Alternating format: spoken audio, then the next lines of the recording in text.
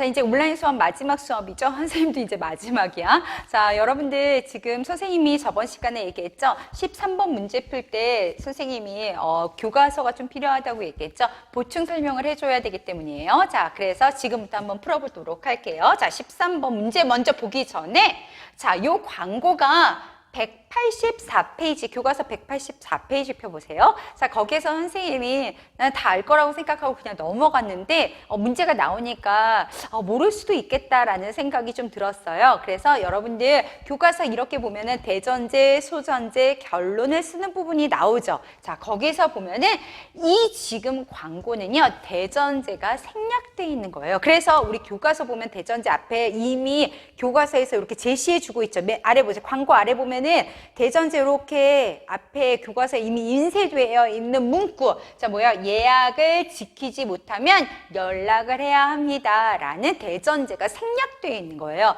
우리 연역법에서는요, 이렇게 대전제가 생략돼서 나오는 경우가 있어요. 그래서 먼저 소전제가 나오고 그 다음에 일반적인 결과를 이끌어냈다면 대전제를 우리가 생략됐구나 라는 걸 한번 생각해 보고 넘어가야 되는 거예요.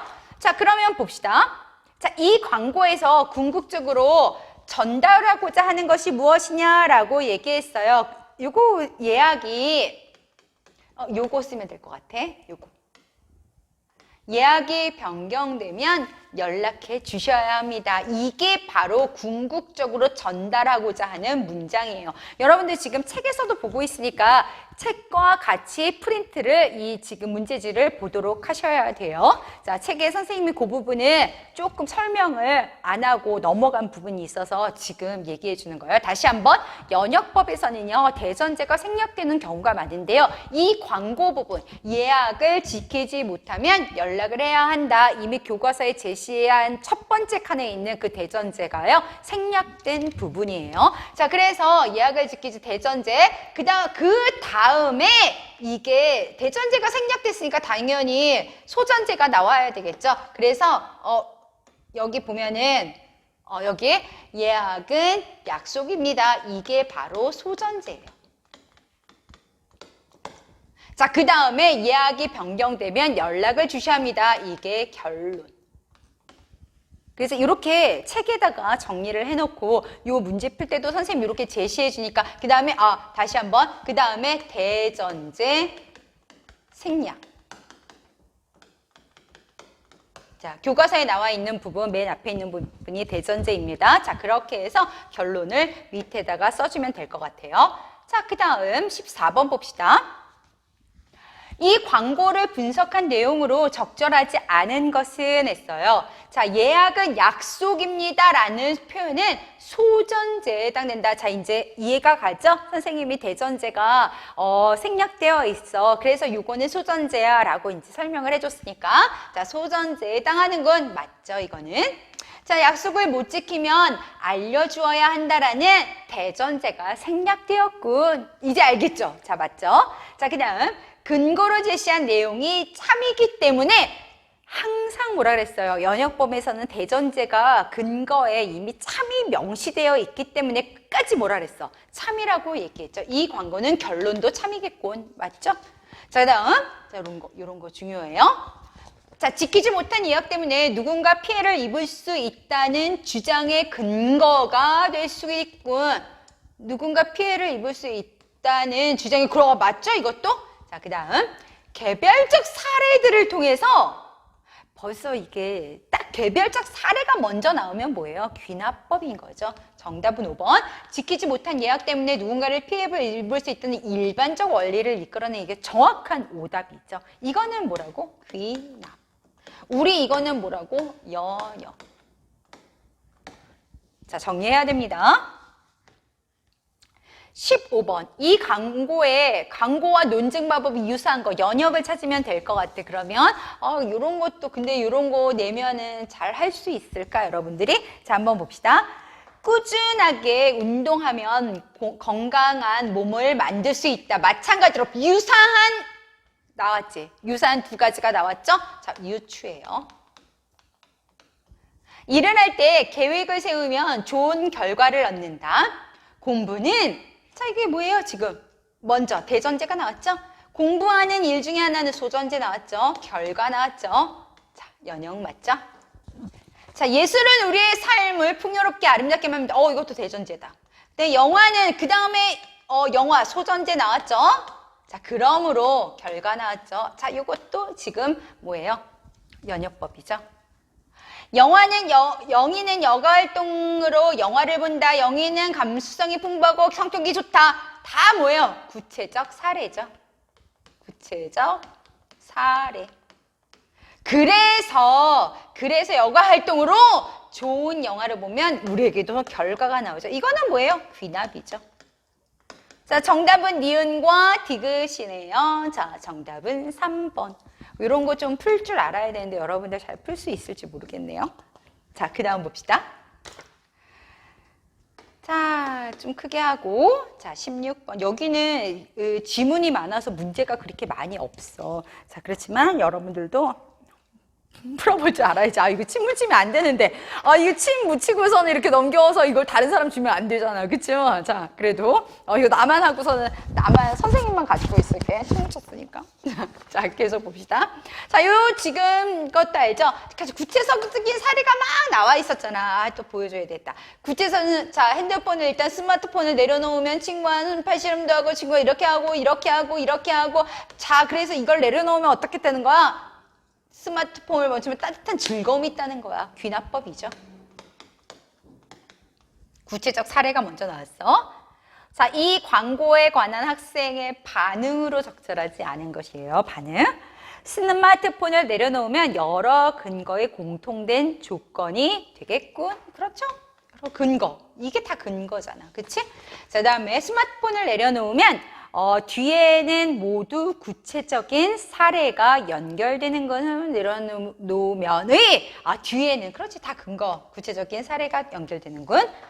고개 들어요. 대한민국은 스마트폰을 내려놓는다는 주장의 우회적인 표현은 뭐냐면요. 돌려 말하기 맞죠?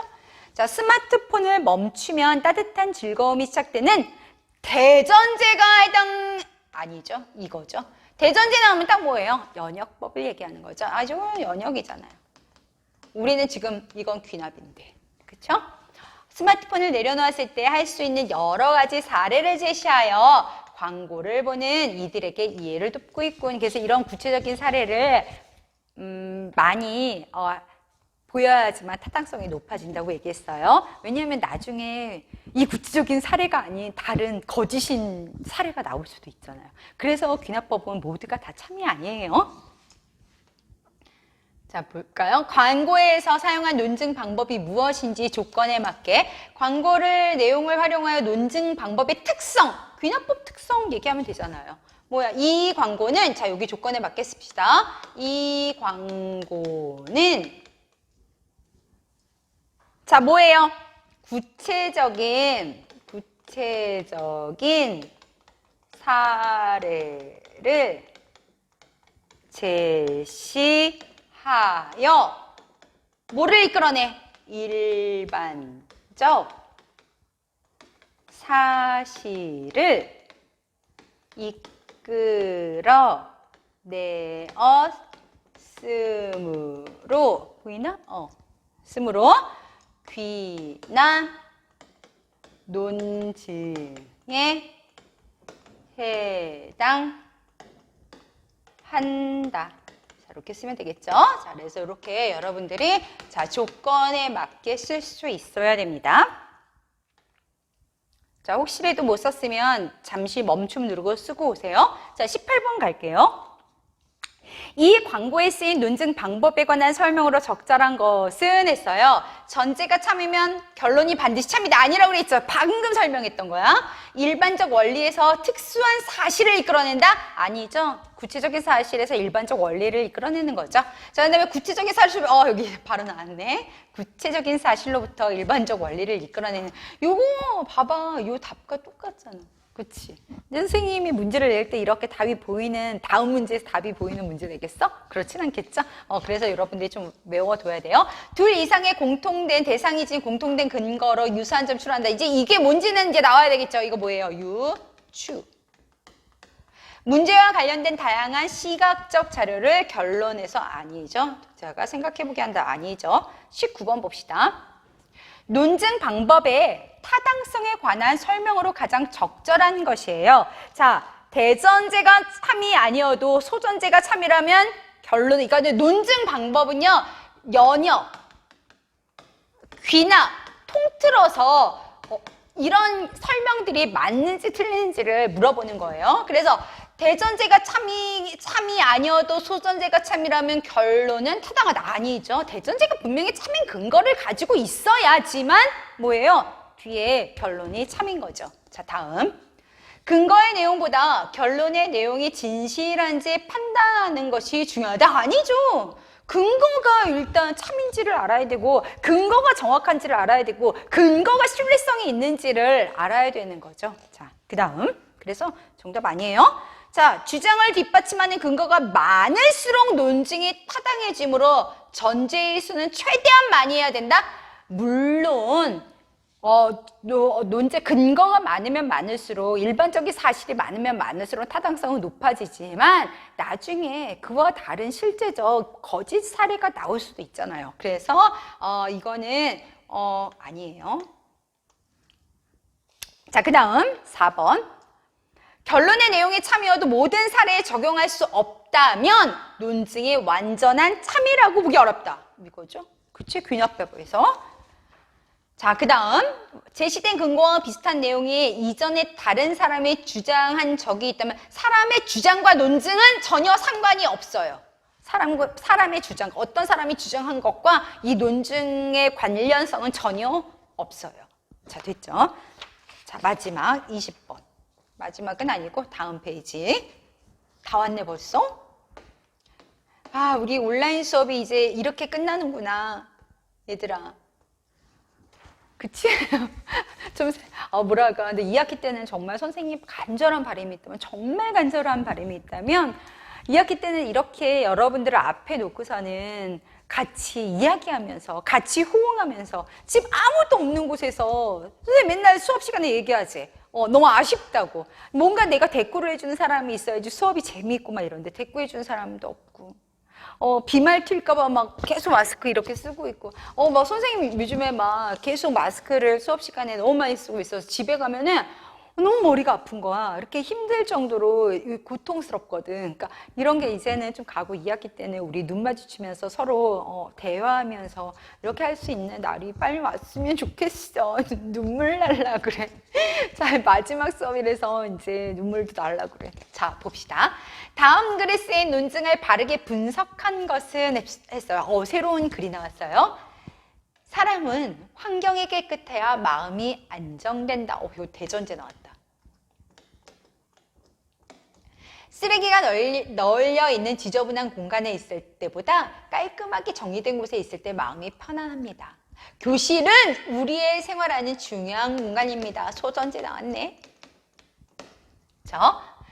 그래서 하루 중에 많은 시간을 머무르며 배우고 성장하는 곳입니다. 따라서 우리는 교실을 깨끗이 해야 됩니다. 결론. 그러면 이건 뭐겠어? 연역법이죠. 자, 그러면 볼까요? 교실이 깨끗하다는 구체적 사례로부터 아니죠. 이거는 귀납을 얘기하고 있죠. 벌써 아닌 게 나오잖아. 교실의 지저분함을 바탕으로 하여 깨끗한 환경에서 지저분함을 바탕으로 해서 나왔어. 이런 얘기는 없죠. 그렇죠? 깨끗한 환경과 지저분한 공간을 비교하여 깨끗한 환경이 더러운 공간보다 깨끗한 환경과 지저분한 공간을 비교하면서 이것도 아니죠? 뭐 지저분한 공간이 왜 나오지? 아니죠.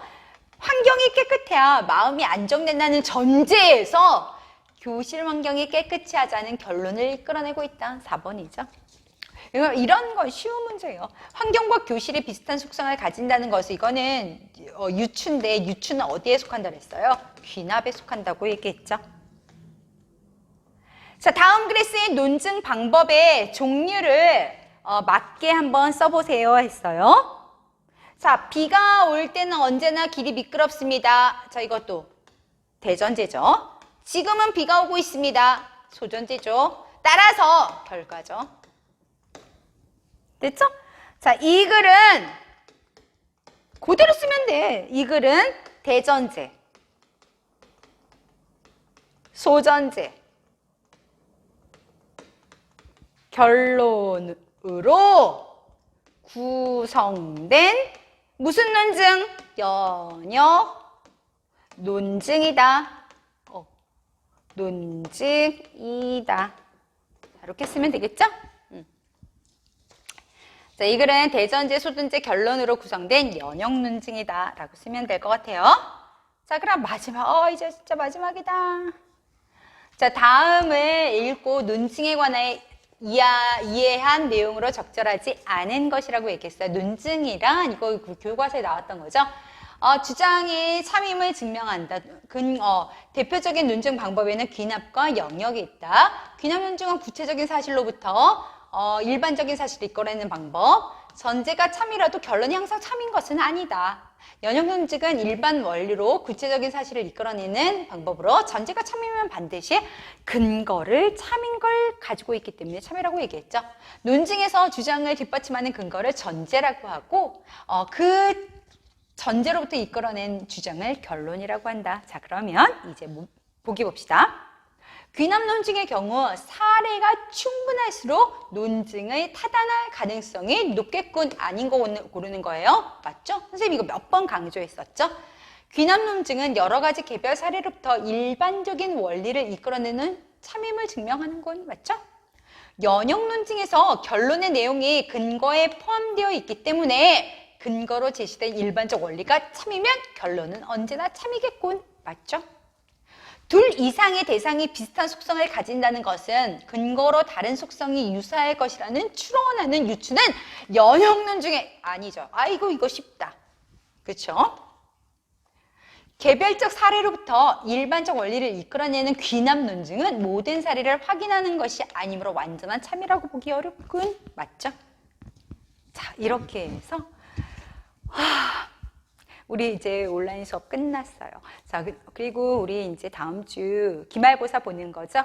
여러분들, 선생님이 이 부분, 그 논증방 파악하며 읽기는요, 정말 귀납, 연역, 그 다음에 유추, 여기 교과서에 나온 요 부분, 그 다음에 선생님이 귀납 논증은 뭐야, 연역 논증은 뭐야, 유추는 귀납에 속하는데 유추는 뭐야, 라고 설명한 부분, 그 특성을 잘 알고 있으면 모두가 문제를 다 풀 수 있게끔 그렇게 시험 문제를 내도록 할게요. 선생님이 이번에 사실은 선생님 시험 문제 되게 어렵게 낸다고 그랬잖아요. 그런데 이번에 온라인 수업을 하면서 여러분들 자기의 온라인 수업만 잘 들으면 자기의 실력을 충분히 발휘할 수 있는 기말고사 문제를 잘 냈으니까 여러분들 시험 잘 보도록 하세요. 그러면은 여러분들 1학기 고생 많으셨고요. 2학기 때는 정말 대면 수업으로 수업하는 날을 기다리며 그때 또 봐요. 그러면 수고 많았어요. 안녕.